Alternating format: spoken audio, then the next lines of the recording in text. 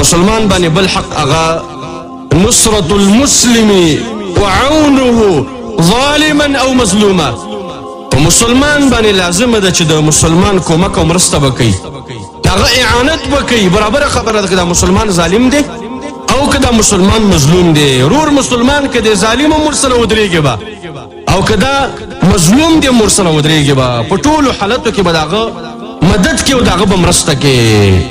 حدیث کې راغلی دی رسول الله صلی الله علیه وسلم ملګرو ته وفرمایل وی انصر اخاک ظالما او مظلوما، ضرور مسلمان دی کومک او مرسته وکړه که هغه ظالم دی او که مظلوم دی. صحابه کرامو سره په ذهن کې سوال پیدا شو، لکه دا پوښتنه په دې موقع باندې ډېرو ملګرو سره پیدا شوله چې ورور مسلمان مې ظالم دی څنګه ورسره ودرېږم.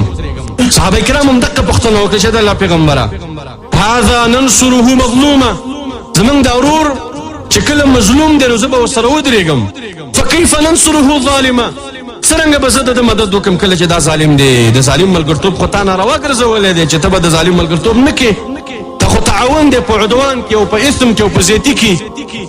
رسول الله صلی الله علیه وسلم ته فرمایي وایي د ظالم ملګرتوب دا دی چې تأخذ فوق یدیه، چې ته د هغه د ظلم نه دواړه لاسونه ونیسه او د دې ظلم نه بند کړه کله چې هغه ګناه کوي، د الله نافرماني کوي، جور کوي، ظلم کوي د مالدارۍ د وجه نه او د مشرۍ د وجه نه. ته ورشه د هغه لاسونه ونیسه چې دا ظلم مه کوه، زیاتې مه کوه، مسلمان ته دغه حق ادا که. د خپل مالدارۍ نه او د خپل مشرۍ نه او د خپل نفرۍ نه غلطه استفاده مه کوه. دا ستا مدد دی چې د ظالم ورور دې وکړه کله چې هغه د ظلم نه ته بند کړي. په پښتو کې قانون دا دی چې د خپل ورور کومک به دې کې که هغه مظلوم دی او که هغه ظالم دی. مونږ ګورو چې زمونږ یو ورور دی، زمونږ یو تره دی، زمونږ پلار دی، زمونږ خپلوان دی، هغه د بل سړي نه ځمکه نیولې ده. کله چې د لانجې موقع راځي او د ډز ورځ راځي به زه هم ټوپک راخلم او ډانګیا راخلم او وځم نو که زه دا کار ونه کړم هغه زما سره کلی کور پرېږدي، زمونږ سره علاقه ترک کوي. حالانکه دا ډېر لوی جرم دی او هغه هم خلقو ته وایي وایي که زه مظلوم یم نو خامخا به راسره ودرېږي، خو ورور دی هغه دی چې په ظلم کې در سره ودرېږي. نه، په دغې طریقه باندې د دې ظالم ورور ملګرتوب مه کوه. د هغې ملګرتوب دا دی چې وروره دغه ډانګې دله نشم والی، دا ډز دله نشم کولی، ځکه دې کې ته د الله عز وجل نافرمان یې، د الله مخالف یې. زه الله رب العالمین نه ناراضه کوم، زه الله رب العالمین ځان ته نه غوسه کوم ستا د ملګرتوب د وجې نه. ظالم ملګرتوب دا شه چې د هغه لاسونه ونیسه، هغه د ظلم نه بند کړه، نو دا د ورور مسلمان په تا باندې حق دی. مظلوم سم ودرېږه او د ظالم سره په دغې طریقه باندې ودرېږه. په دې وجه باندې د مسلمان او د مؤمن کومک او نصرت په تا باندې ضرور او لازم دی، ځکه دا د ورور دی. الله عز وجل دا وروري زموږ دپاره مقرر کړې ده. هغه فرمایلی دي انما المؤمنون اخوة، یقینا د مؤمنان د یو بل سره ورونه دي. ایمان والا د یو بل نه پردي نه دي، د یو بل نه جلا نه دي، د یو بل نه جدا نه دي. نن زموږ نظریه دا جوړه شوې ده چې زما ورور هغه دی چې زما د موره پیدا دی، دا زما ورور دی. هغه چې زما د تره زوی دی دا مې ورور نه دی. هغه چې زما د قبیلې دی او زما د خاندان دی دا زما ورور نه دی. هغه چې زما د کلي دی دا زما ورور نه دی. هغه چې زما د ولایت ګاونډي دی دا زما ورور نه دی. هغه چې په بل ملک یو مسلمان دی هغه زما ورور نه دی.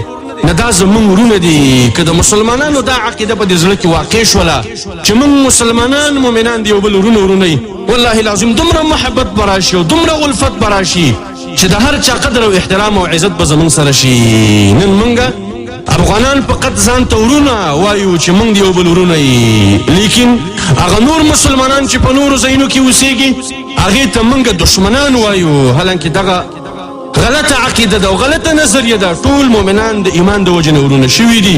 الله رب العالمین زموږ داسې تړون کړی دی، الله رب العالمین موږ تړلي. رسول الله صلی الله علیه وسلم فرمایلی دي وکونوا عباد الله اخوانا، شي ای د الله بندگانو ورونه دی یو بل جوړ شي. نبی صلی الله علیه وسلم فرمایي د الله بندگانو د الله عبادت کوئ او د یو بل ورونه جوړ شي. د یو بل دشمنان مه جوړېږئ، د یو بل تربوران مه جوړېږئ. نن ماشومانو ته دا نظر ورکول کېږي چې د تره زوی ستا تربور دی، د فلانکې ستا تربور دی. نه، دا نظر ورته مه ورکوه. ایمان کې در سره شریک دی، په اسلام کې در سره شریک دی، الله کې در سره شریک دی، په قرآن کې در سره شریک دی او الله ته په سجدو کې، الله ته په ودرېدلو کې در سره شریک دی. دا د ورور دی. ورور کله چې ته د هغه د اخوت او د ورورولۍ عقیده جوړه کړي د اوس نه انشاءالله سبا به مؤمن په مؤمن باندې خفه کیږي او دا به د هغې په درد باندې درمن کیږي. براء ابن عازب رضی الله عنه فرمایي وي امرنا رسول الله صلی الله علیه وسلم بسبع و د الله پیغمبر موږ ته په 7 خبرو باندې امر کړی دی چې تاسو به 7 خبرو باندې راتګ کوئ. بیا په هغې کې یو خبره دا ده چې ونصر الضعیف په تاسو کې چې څوک کمزوری دی د هغه به اعانت کوئ، د هغه به نصرت کوئ، د هغه به کومک کوئ. وعون المظلوم او د مظلوم سړي به اعانت او کومک کوئ چې تاسو کې څوک مظلوم دی، ځپل شوی دی، متاثره دی او کمزوری دی. وافشاء السلام او د سلام خورول دی. رسول الله صلی الله علیه وسلم په دې باندې امر کړی دی. امر دا 3 واړه خبرې واجب دي، دا فرض دی او لازم دي چې کله انسان په یو د دغې 3 کې په یو د دغې 7 کې تقصیر او کوتاهي وکړي د رسول الله صلی الله علیه وسلم د امر مخالفت یې وکړه او الله عز وجل فرمایلی دي فليحذر الذين يخالفون عن امره ان تصيبهم فتنه او يصيبهم عذاب اليم. پس ودېرېږي هغه کسان چې هغوی مخالفت کوي د امر د رسول الله صلی الله علیه وسلم، یا به ورسېږي دوی ته فتنه، کفر، شرک، منافقت او بدعات، نورې فتنې، او یا به ورسېږي دوی ته دردناک عذاب په دنیا کې او په قبر کې او په آخرت کې. رسول الله صلی الله علیه وسلم د اوامرو مخالفت مه کوه. رسول الله صلی الله علیه وسلم فرمایلی دي المسلم اخو المسلم، وی مسلمان د مسلمان رور دی، لا یظلمه، دا یو مسلمان به په دې بل مسلمان ظلم نه کوي، ولا یسلمه، او نه به دا یو مسلمان دا بل مسلمان دشمن ته سپاري چې په دشمن باندې وسپاري، دشمن له په لاس کې ورکي او ظالم ته یې وسپاري چې هغه ورباندې ظلم کوي او قلارې د ده وس کېږي چې ترېنه پټې کړي، د ده وس کېږي چې دا مظلوم د ظلم نه خلاص کړي. قلارې دا د خپلو پیسو دپاره، د خپل دولت دپاره او د خپل حاکمیت او د ریاست د بقا دپاره مظلوم سپاري ظالم ته، دا مسلمان نه دی. مسلمان د مسلمان رور دی، دا کار به نه کوي. ومن کان فی حاجت اخیه کان الله فی حاجته، وایي څوک چې دی ورور مسلمان په حاجت کې لګېدلی دی، د هغه په مرسته او کومک کې لګېدلی دی، الله رب العالمین به د دې مسلمان په حاجت کې وي. ومن فرج عن مسلم کربه، وایي چا چې دی یو مسلمان نه یو مصیبت لرې که، یو غم یې ترېنه لرې که، فرج الله عنه کربه من کربات یوم القیامه، وی الله رب العالمین به د ده نه لرې کړي مصیبتونه د قیامت د ورځې. الله اکبر، څومره عظیمه بدله ده الله عز وجل درکوي. مسلمان باندې غم راغلی دی، مسلمان باندې تکلیف راغلی دی، هغه رانیول شوی دی د الله رب العالمین د رضا دپاره، د هغه سره ودرېږه چې د غم او دا تکلیف د هغه نه سپک شي، دا د هغه نه لرې شي. الله رب العالمین به د قیامت د ورځې مصیبتونه او تکلیفونه د تا نه لرې کړي. رسول الله صلی الله علیه وسلم د اخیرنی حدیث ته غوږ کېږده چې رسول الله صلی الله علیه وسلم په دې موضوع کې فرمایلی دی. نبي صلی الله علیه وسلم فرمایلی دی وی علی کل مسلم صدقه، په هر مسلمان باندې صدقه ده چې هر مسلمان باید صدقه ورکړي. صحابه کرامو فرمایل ای د الله پیغمبره فمن لم یجد، که څوک مال نه منده کوي، څه ورسره نشته دی چې صدقې کړي، نو څه به کوي؟ ويعمل بيده فينفع نفسه ويتصدق، وی دا سړی دی په خپل لاس باندې دیړي مزدوري وکړي، ځان له دې فایده ورکړي او یو اندازه مال د صدقه کړي د الله عز وجل په نوم باندې د الله د رضا دپاره. رسول الله صلی الله علیه وسلم خپل امت د لوړ همت والا جوړوي، د لوړو کارونو والا یې جوړوي. باید هغه بل ته محتاج نه وي، باید بل چاته لاس نه نیولی، دا باید خپله د صدقو والا وي، خپله د خیراتونو والا وي، ځان له به هم فایده ورکوي، نور ته به هم فایده ورکوي.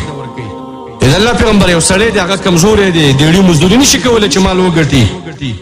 ویعین ذا الحاجة الملهوف، وی دا د اعانت او کومک وکړي د هغې چا سره چې حاجتمند دی او مصیبت زده دی، هغه باندې مصیبتونه راغلي دي، غمونه ورباندې راغلي دي، ضرورت لري، وی د هغه سره د کومک او اعانت وکړي، د هغه تر څنګ دې کښېني، د تسلي خبرې دې ورته وکړي، د هغه سره دې ملګری شي او د هغه په بعضو شرعي حاجاتو کې د هغه سره کومک او اعانت وکړي. یو مسلمان باندې غم راغی، حاجتونه ورباندې راغلل، ضرورتونه ورباندې راغلل، پیسې دې وس نه کېږي چې وله ورکړي، لاړ شه خبرې ورته وکړه، د هغې د وجې نه به د هغې حوصله بلنده شي.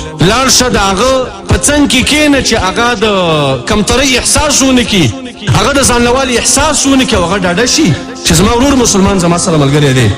وایي د الله پیغمبره که چېرته دا کار هم نشي کولی، وایي فلیعمل بالمعروف، وایي بیا دې نیکیو ته لاس ور واچوي. نیک کارونه خو کولی شي که نه، سجده کولی شي، رکوع کولی شي، روژه نیولی شي، دعا کولی شي، وليمسك عن الشر او ځان دې د شر نه بچ کی وی فانها له صدقه دا د لپاره صدقه ده چې د خلقو ته په نیکیو باندې امر وکي خپل معروفات وکي او ځان د خلقو د ضرر نه بچ کی وی ځان د خلقو د ضرر نه بچ کی خپل کور کې کینا جمعات ته زرازه او د الله عبادت او بندگی د الله په کور کې کوه او د خلقو نه د خپل ضرر بند کا وی په دغه طریقه باندې ستا صدقه او خیراتونه هغه ادا کیږي او الله عز وجل تعالی د صدقې اجرونه او ثوابونه لیکي نو په دې حدیث کې رسول الله صلی الله علیه وسلم یو دې ته ترغیب ورکړه چې مسلمان مظلوم شو مصیبت زده شو غمزفل شو دغه اعانت وکا دغه مرسته وکا دغه کومک وکا الله عز وجل ستانه په دې باندې راضي کیږي تاسو د صدقې اجر او ثواب درکې او د دې په نتیجه کې دی الله سبحانه و تعالی جنتونو ته به الله عز وجل د منګو تاسو په ایمان والا باندې د رحم او شفقت والا وګرځي الله رب العالمین د مسلمانانو سره زمونږ په دې ځل کې محبت او مینه پیدا کړي چې د ایمان والا موږ ته د خپل ځانونو ډیر خواږه شي ډیر راته محبوب شي او د دې په دردونو باندې ودرېږو او د دې په خوشحالۍ باندې موږ خوشاله شو او د ایمان والا او د مسلمانانو نور کوم حقوق دي هغه ان شاء الله په آینده مواعظ او محاضرو کې راځي الله عز وجل دې موږ تاسو تر بلې موعظي په دغه حقوق باندې ادا کول ولا وګرځي اقول قولي هذا استغفر الله لي ولكم ولسائر المسلمين فاستغفروه انه هو الغفور الرحيم